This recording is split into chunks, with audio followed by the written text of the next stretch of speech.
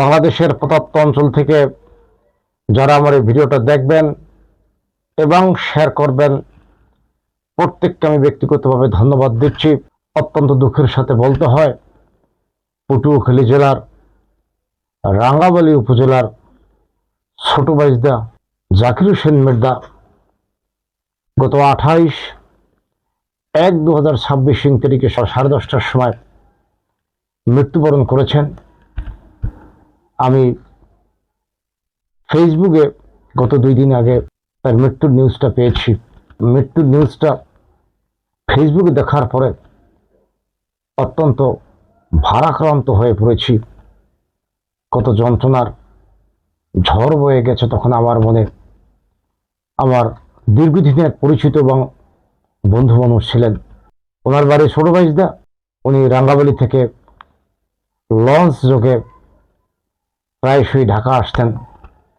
আমি চরকাজল থেকে লঞ্চে উঠতাম।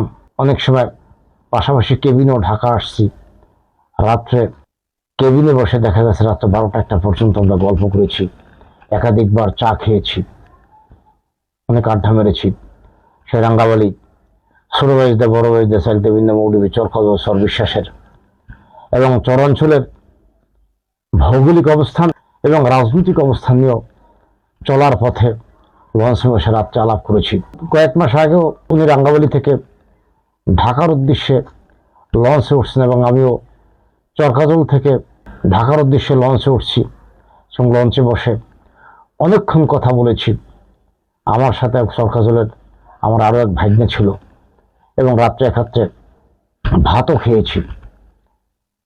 এবং গত 2 দিন আগে দেখি উনি মৃত্যুবরণ করেছেন এবং স্বয়ং সৃষ্টিকর্তার কাছে প্রার্থনা করি আল্লাহ যেন ওনাকে পরপরে জান্নাতবাসী করুক। কত পরিচিত বন্ধুরা, কত পরিচিত মানুষরা চলে গেলেন। সে রাঙ্গাবাড়ি, ছোট বাইজদা, বড় বাইজদার অনেক বন্ধুদেরকে দেখি, অনেকেই মারা গিয়েছেন, যাদের সাথে আগে লঞ্চ যোগাযোগে আসার পথে বিভিন্নভাবে কথা বলতাম, রাজনৈতিক আলোচনা করতাম, পারিবারিক আলোচনা করতাম, ব্যবসায়িক আলোচনা করতাম। সে মানুষগুলোর ভিতরে অনেকেই চলে গিয়েছেন।